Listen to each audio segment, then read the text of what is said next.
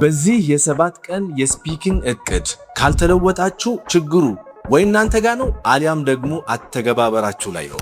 እቅዱ ለምን አስፈለገ ብላችሁ ልጠይቁን ትችላላችሁ። ምክንያቱም ያለ እቅድ ማንኛውም ነገር በህይወታችን ላይ ይሳካል ብዬ አላስብም። ስለዚህ ስፒኪንግ ላይ ጎበዝ መሆን ከፈለጋችሁ ወይም ማውራት ከፈለጋችሁ በእቅድ መመራት አለባችሁ። ታዲያ የስፒኪንግ እቅድ ለማዘጋጀት ትንሽ ከበድ ስለሚል እኔ ከልምድ አንጻር እስካሁን ድረስ ካስተማርኩት ካየሁት ክፍተት በሙሉ አንጻር እሱን አይቼ ያዘጋጀሁላችሁና ተግባራዊ ማድረግ የሚችሉት በጣም ቀላል የ7 ቀን የስፒኪንግ እቅድ አዘጋጅቼላችኋለሁ። ከ7 ቀን በኋላ እርግጠኛ ሆኜ የምነግራችሁ እያንዳንዱን ስቴፕ እያንዳንዱን ተግባር በትክክል ከተገበራችሁ በኋላ ታመሰግኑኛላችሁ። ለመለወጥ ዝግጁ ናችሁ? እንጀምር። ሄሎ ቢዩቲፉል ፒፕል፣ ነቢል እባላለሁ። ይህ ስፒክ ቱ ሪች ነው።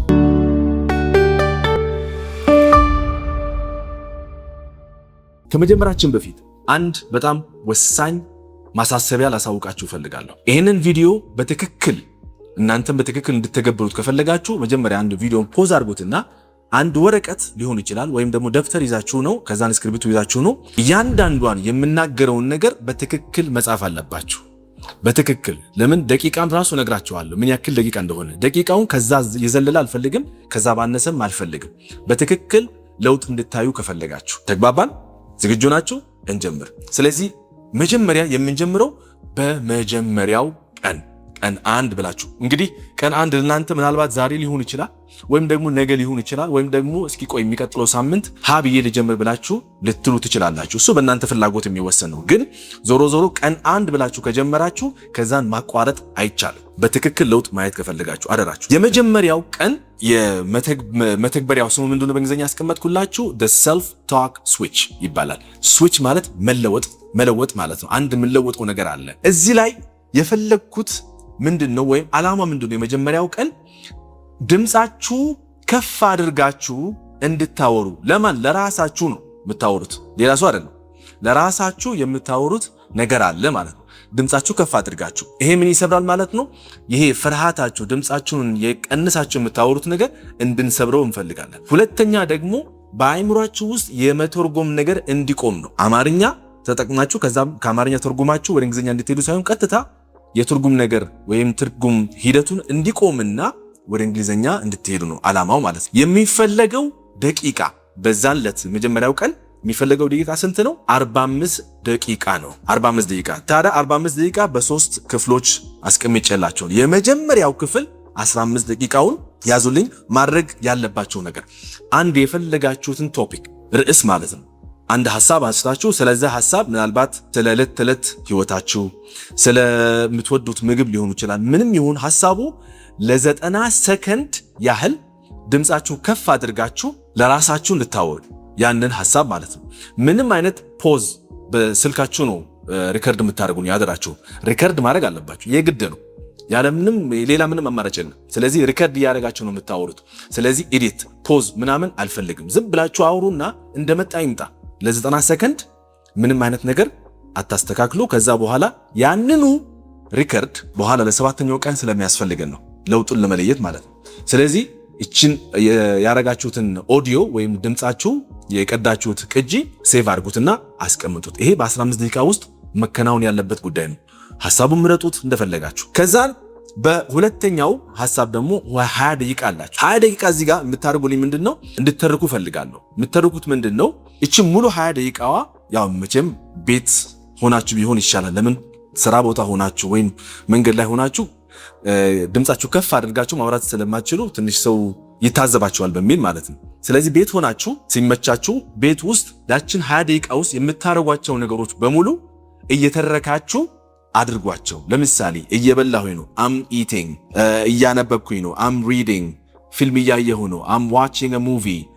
የሆነ ነገር እያንዳንዷን በምታረጉት ሰዓት ላይ እየተረካችሁ ለ20 ደቂቃ ያህል ያንን አሁንም ለራሳችሁ ግን ከፍ አድርጋችሁ እያወራችሁ፣ ይሄ በውስጣችሁ አይደለም ካፋችሁ እያወጣችሁ፣ ለዛውም ድምጻችሁ ከፍ አድርጋችሁ፣ ይሄ በ20 ደቂቃ ውስጥ የምታረጉት ነው። ከዛን በ10 ደቂቃ ያሁን የቀረው 10 ደቂቃ ነው አይደል? ስለዚህ መጀመሪያ 15 ደቂቃ ነበረ፣ ከዛን 20 ደቂቃ፣ ከዛን የቀረ ምንድነው 10 ደቂቃ ነው። እቺ 10 ደቂቃ ደግሞ ልክ በምትተርኩበት ወቅት ላይ የተቸገራችሁባቸው ቃላቶች እዛ እያስተዋላችሁ በዚህ አጋጣሚ ልክ የከበዳችሁ ነገር እቺን እንዴት ማለት እችላለሁ፣ ይሄ ምን ማለት ነው፣ ይሄ እንዴት ማለት እችላለሁ ብላችሁ ያሰባችሁትን ነገር 3 ቃላት 3 ነገሮችን አውጡልኝ። ከዛን እነዛን 3 ያላወቃችኋቸው ወይም ደግሞ ማለት ያልቻላችኋቸው ነገሮች እነሱን ጻፏቸውና ከዛን ቀጥታ ፈልጓቸው። ያው በጉግል ሰርች ወይም ደግሞ በቻት ጂፒቲ ፈልጋችሁ ከዛ በኋላ ካወቃችሁ በኋላ ደግማችሁ በ10 ደቂቃ ውስጥ እነዛን 3 አሁንም መተረክ ልክ የቅድሙን የ20 ደቂቃው እንደተረካችሁ አሁንም እዚህ ላይ እነዚህ 3 ብቻ መተረክ ጀምሩ። ስለዚህ ይሄ መጀመሪያው ቀን እቅድ ነው። ከዚህ ውጭ ምንም አልፈልግም። 45 ደቂቃ ነው እንግዲህ 45 ደቂቃውን ሁሉም በአንድ ጊዜ ማለት ትችላላችሁ። አሊያም ደግሞ 15 ደቂቃውን ሌላ ሰዓት ጠዋት ላይ፣ 20 ደቂቃውን ከሰዓት፣ 10 ደቂቃው ደግሞ ማታ እንደፈለጋችሁ ብቻ አመቻችታችሁ በቀን ውስጥ ያቺ 45 ደቂቃ መከናወን አለባት። ይሄ መጀመሪያው ቀን። ሁለተኛው ቀን የሻዶዊንግ ይባላል። ሻዶዊንግ ለምን ያስፈልጋል ወይም አተገባበሩ ለምን አስፈለገ? እዚህ ላይ የአፋችሁ ጡንቻ እንዲለማመድ እና የድምፅ እንቅስቃሴ እንድትለምዱ ነው። ድምፅ ወጣ ወረድ ሲል እንድታውቁ እና እንድትለማመዱ። ምክንያቱም ምላሳችሁ ጡንቻ ስለሆነ ያ ጡንቻ እንዲለማመድ በአንድ ቀን ይችን ሻዶዊንግ እንጠቀማለን። የሚያስፈልገን ደቂቃ 40 ደቂቃ ነው። እየጻፋችሁ ነው? 40 ደቂቃ ያስፈልጋችኋል። አሁን መጀመሪያ የምታደርጉልኝ የመጀመሪያው 10 ደቂቃ የአንድ ደቂቃ ቪዲዮ ምረጡልኝ። ሰብታይትል ያለው ማለት ነው። ሾርት ቪዲዮ ሊሆን ይችላል እንደፈለጋችሁ ብቻ 1 ደቂቃ ያህል የሚሆን ቪዲዮ እና ሰብታይትል ያለው ቪዲዮ መሆን አለበት። ያቺ በ10 ደቂቃ ውስጥ ይሄ ማድረግ አለባችሁ ማለት ነው። በ10 ደቂቃ ውስጥ አንድ ቪዲዮ ፈልጋችሁ እንደምንም አድርጋችሁ ያንን ቪዲዮ ታውጣላችሁ።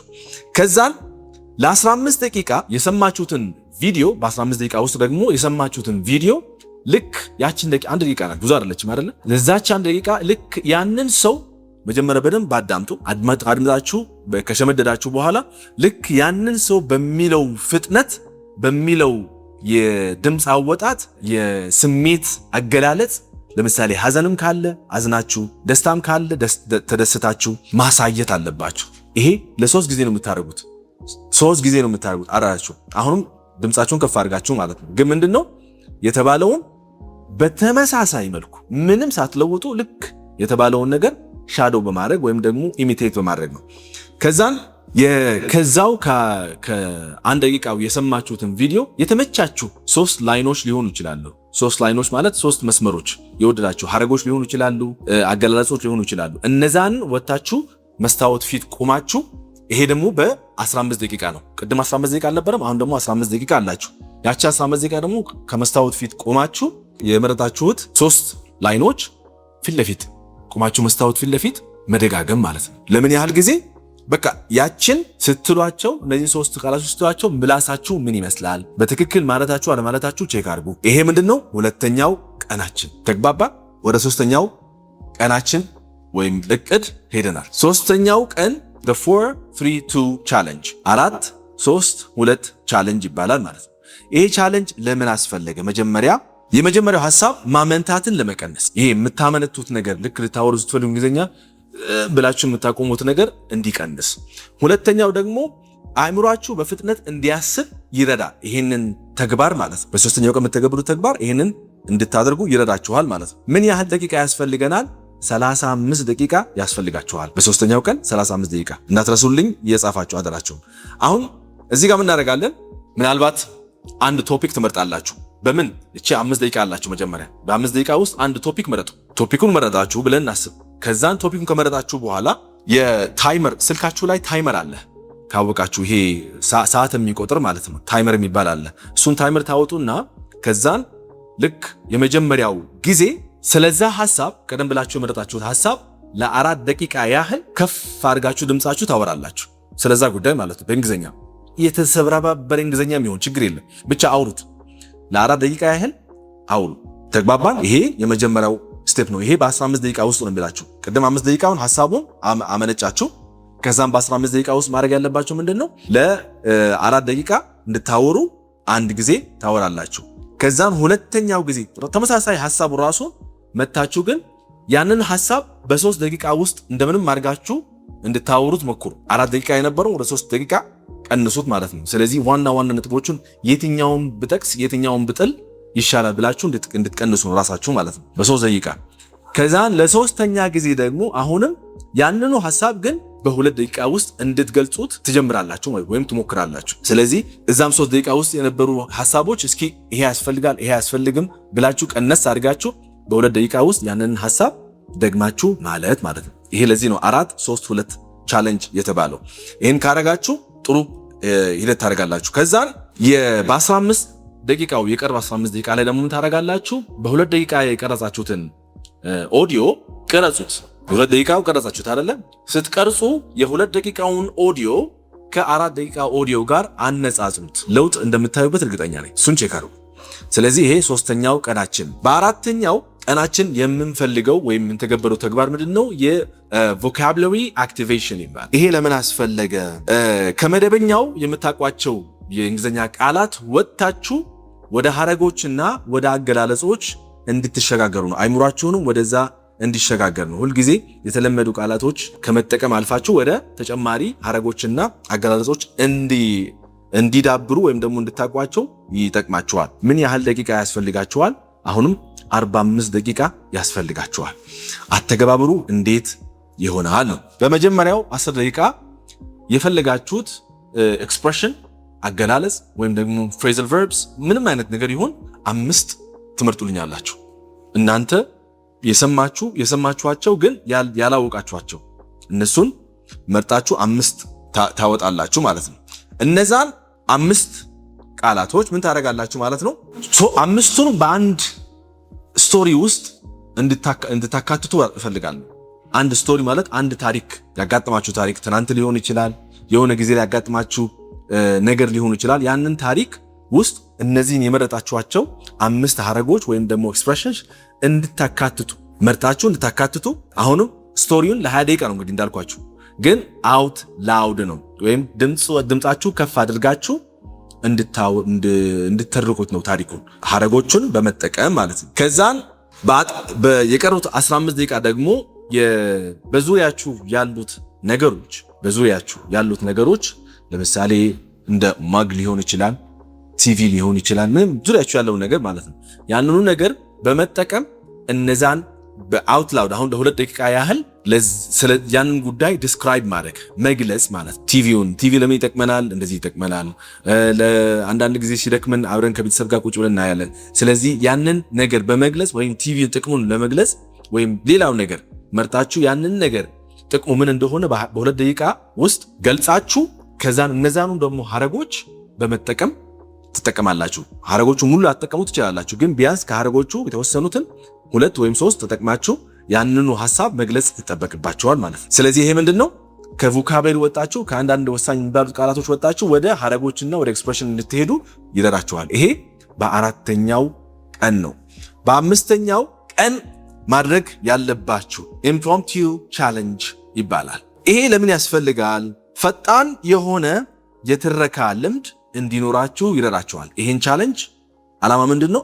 ፈጣን የትረካ አቅም እንዲኖራችሁ ወይም ልምድ እንዲኖራችሁ ይረዳችኋል። የሚያስፈልገው ደቂቃ 40 ደቂቃ ነው። 40 ደቂቃ በቀን ውስጥ በ5ኛው ቀን ማለት ነው 40 ደቂቃ ያስፈልገናል። ምን ታደርጋላችሁ? የመጀመሪያው 10 ደቂቃ 3 ሊገናኙ የማይቻሉ 3 ቃላት ወረቀት ላይ ትጽፋላችሁ። ለምሳሌ ኮፊ ስፔስ ሲክሬት። እነዚህ 3 ቃላት አሁን አይገናኙ ጭራሽ። ኮፊ ስፔስ ሲክሬት፣ እነዚህ 3 አይገናኙ። እናንተ የፈለጋችሁት ቃላቶች መምረጥ ትችላላችሁ። አሁን የነገርኳችሁ ነገር ለምሳሌ ነው። 3 የማይገናኙ ጭራሽ ሊገናኙ የማይችሉ 3 ቃላት ጻፉ።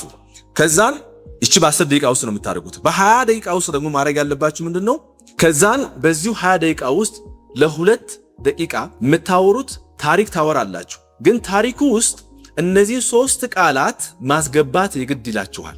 እንዴት ምን ታስገቡ አላውቅም፣ ብቻ ግድ የሆነ መንገድ መፍጠር አለባችሁ። አስባችሁ ምን ብል እዚህ ነው 20 ደቂቃ የተሰጣችሁ። እዚህ ጋር 20 ደቂቃ አስባችሁ እንዲህ ባረገው ብላችሁ የምታገናኙበት መልኩ። ስለዚህ 3ቱንም የማይገናኙ ቃላቶች በ2 ደቂቃ ውስጥ በታሪክ ውስጥ ከታችሁ እንድታወሩ ያስፈልጋል ማለት ነው። አያችሁ እዚህ ጋር ምን ዓላማው ምንድነው? የማይገናኙ ሐሳቦች እንዴት ልታገናኙ ትችላላችሁ የሚለው የሚያግዛችሁ አንዱ ቴክኒክ ነው ማለት ነው። ከዛን በ10 ደቂቃ ደግሞ አንዳንድ የምንላቸው የትራንዚሽን ፍሬዞች አሉ። ከአንዱ ሐሳብ ወደ ሌላኛው ሐሳብ የምንቀይርበት አንዱ ቴክኒክ አለ፣ ሐረጎች አሉ። እነዛን ሐረጎች መጀመሪያ ፈልጋችሁ ማግኘት ያስፈልጋችኋል። ትራንዚሽን ፍሬዝስ የሚባሉ። ስለዚህ እነሱን ፈልጋችሁ ከዛን እነዛን ትራንዚሽን ፍሬዝስ አሁንም አውት ላውድ በመለማመድ ያቺ የቀረችው 10 ደቂቃ በመለማመድ ትተገብራላችሁ ማለት ነው። ተግባባን? ስለዚህ ይሄ በ5ኛው ቀን የምታደርጉት ተግባር ነው ማለት ነው። በ6ኛው ቀን real world output ይባላል። which means የምታደርጉት ተግባር እዚህ ጋር እስካሁን ድረስ እስከ 5ኛው ቀን ድረስ የወሰዳችሁት መረጃ በሙሉ ወደ ተግባር የምታወጡ እስካሁን ድረስ ኮንሱም ስታደርጉ እና ስትተገብሩ የነበረ አሁን ደግሞ አውጥታችሁ እውነትም ከሰው ጋራ ወይም ደግሞ ከኤአይ ጋር የምታወሩበት ጊዜ ደርሰናል ማለት ነው። ይሄም የሚያስፈልገን ለምንድን ነው ካላችሁን የለመዳችሁት ነገር ወደ እውነተኛ ህይወት እንድትወስዱ ስለሚረዳችሁ ነው ማለት ነው። እስካሁን ድረስ የለመዳችሁት ያወቃችሁትን ነገር ማለት ነው። ስለዚህ ምን ታደርጋላችሁ? አሁን የሚያስፈልገው 45 ደቂቃ ያስፈልጋችኋል። እንዴት በምን ደቂቃ ምን ደቂቃ ላይ ማድረግ አለብኝ የሚለው እስኪ ልንገራችሁ። 30 ደቂቃ ውስጥ እውነተኛ ንግግር ከኤአይ ጋራ ወይም ከሰው ጋር ሰው ካለ ሰይ ጥሩ ነው። ከሌለ ግን ከኤአይ ጋር ቀጥታ ኮንቨርሴሽን ትጀምራላችሁ ማለት ነው። ለ30 ደቂቃ 30 ደቂቃ ሙሉ ከዛ ኤአይ ጋር ወይም ከሰው ጋር ያንን ሰው ማውራት አለባችሁ። አውርታችሁ ከጨረሳችሁ በኋላ እቺን 30 ደቂቃ ከጨረሳችሁ በኋላ የቀረችው 15 ደቂቃ ምን ታደርጋላችሁ? ስታወሩ በምታወሩበት ወቅት ላይ ራሳችሁን የተገነዘባችሁ ያስተዋላችሁ ስታወሩ የት ጋ ነው የፖዝ ያረኩት ወይም የቆምኩት ሐሳቤን በደንብ መግለጽ ያልቻልኩት የት ጋ ነው በደንብ በትክክል ማውራት የጀመርኩት የት ጋ ነው? ስለዚህ ጥሩ የሆነ ቦታውና ትኩረታችን እዛ ላይ አይደለም። ትኩረታችን የት ጋ ነው የቆማችሁ የት ጋ ነው ያዝ ያረጋችሁ። ያንን ቦታ ላይ ካወቃችሁ በኋላ ትክክለኛውን እዛ ቦታ ላይ ምን ማለት ትችል ነበረ ብላችሁ ፈልጋችሁ በመጻፍ ከዛን መልሳችሁ ያንን ሐሳብ በእንግሊዘኛ ማለት ይጠበቅባችኋል ማለት ነው ለራሳችሁ። አሁንም አውት ላውድ ከፍ አድርጋችሁ 5 ጊዜ ነው የምትሉት። ለ5 ጊዜ ያህል ያንን የጠፋባችሁ በመሃል ላይ ስታወሩ የጠፋባችሁን ሐሳብ 5 ጊዜ በመደጋገም ትሉታላችሁ ምን ካወቃችሁት በኋላ ማለት ነው። ይሄ ስለዚህ 45 ደቂቃ ጨረስን ማለት ነው። አሁን በ7ኛው ቀን ማድረግ ያለባችሁ ምንድነው? የፕሮግረስ ቼክ ይሆናል ማለት ነው። እስካሁን ድረስ ያደረግነው ነገር በምንድን ነው? ያደረግነውን ፕሮግረስ እውነትም ለውጥ አለ ወይስ የለም ብለን ቼክ እናደርጋለን ማለት ነው። 7ኛው ቀን ምን ያህል ደቂቃ ያስፈልገናል? እዚህ ላይ የሚያስፈልገን 35 ደቂቃ ብቻ። ለምን? ያው ብዙ ስራዎች የሉብንም። የመጀመሪያው 15 ደቂቃ ምን ታደርጉኛላችሁ? መጀመሪያ ላይ ታስታውሱ እንደሆነ የመረጣችሁት ሐሳብ አለ አይደለ? ለ90 ሰከንድ አውሩ ብዬ በመጀመሪያው ቀን እሱን 90 ሰከንድ ያወራችሁትን ነገር አሁንም ያንኑ ሐሳብ ወይም ያንኑ ርዕስ ይዛችሁ አሁን ደግሞ በ7ኛው ቀን ለ90 ሰከንድ አሁንም ስለዛ ጉዳይ ማውራት በእንግሊዘኛ ማለት ነው። አውርታችሁ ጨርሳችሁ ከዛን ታነጻጽራላችሁ ማለት ነው። በ10 ደቂቃ ውስጥ የቀረችው 10 ደቂቃ ማለት ነው ከመጀመሪያው ቀን የነበራችሁን ድምጽ የቀዳችሁት ድምጽ አለ። አሁን ደግሞ በ7ኛው ቀን ያላችሁን የቀዳችሁት ድምጽ ስለዛው ጉዳይ ያወራችሁበት መልኩ ምን ይመስላል፣ ለውጥ አለ ወይስ የለም ብላችሁ የምታዩት ይኖራል ማለት ነው። ከዛን በ10 ደቂቃ ደግሞ ካገኛችሁት ልምድ አሁን ከነዚህ 7 ቀናት ውስጥ የቀለላችሁ የተመቻችሁ ነገር መርጣችሁ አውጡት። በ7ቱ ቀናት ውስጥ የተገበራችሁትና በቃ ተመቸኝ ይሄ ነገር ተመችቶኛል ብላችሁ ቢያንስ 2 ነገሮች ብቻ አውጡልኝ። ከዛን እነዛን 2 ነገሮች በየቀኑ እንድትተገብሯቸው ወይም ቢያንስ በየሳምንቱ እንድትተገብሯቸው ልማድ እንድታደርጓቸው መሞከር ማለት ነው። ከዛን ልምዱ ምን ይሆናል? ኤክስፓንድ ያደርጋል ወይም ደግሞ እቅዱ እየሰፋ ይመጣል ማለት ነው። ይሄ 7ቱ እቅድ ነው። የ7ቱን ቀን እቅድ ነው። አንድ ወሳኝ 3 ነጥቦች አሉ በጣም ወሳኝ የሚባሉት። እነዚህን ከሌሉ እቅዱ ስኬታማ አይሆንም። አንደኛው you have to speak out loud ድምጻችሁ ከፍ አድርጋችሁ ማውራት የግድ ነው። ሁለተኛው የፎከስ ማድረግ ያለባችሁ ግራመር ላይ ሳይሆን ስለ ፍሎ ማለት ማውራታችሁ ሳታቋርጡ ማውራታችሁ ነው ፎከስ ማድረግ ያለባችሁ እንጂ በትክክል ይሄ ግራመር ትክክል ነው አይደለም ብላችሁ ፎከስ እንድታደርጉ አልፈልግም። ይሄ ከተደረገ ፕላኑ ውድቅ ይሆናል ማለት ነው። በሶስተኛው ሪከርድ ዮርሰልፍ ወይም ደግሞ ራሳችሁን የቀዳችሁት ነገር በሙሉ መቅዳት አለባችሁ። ለውጡን ለማወቅ ከፈለጋችሁ እውነትም ተለውጫለሁ ብላችሁ እንድታምኑ በድምጽ መቅጃ እየቀዳችሁ ማስቀመጥ አለባችሁ። ከዛም በ7ኛው ቀን ስታዩት እርግጠኛ ሆኜ የምነግራችሁ ለውጥ ታያላችሁ። ይህንን የ7 ቀን እቅድ ተግብራችሁ ከ7 ቀን በኋላ ታመሰግኑኛላችሁ። እንገናኛለን። ያኔ በኮሜንት ላይ እንዲህ ያጋጥሞኛል ብላችሁ ራሳችሁ ትስቱልኛላችሁ፣ እርግጠኛ ነኝ ማለት ነው። እስከዛው ግን በቸርም ቆይ፣ ሰላማችሁ ይብዛልኝ።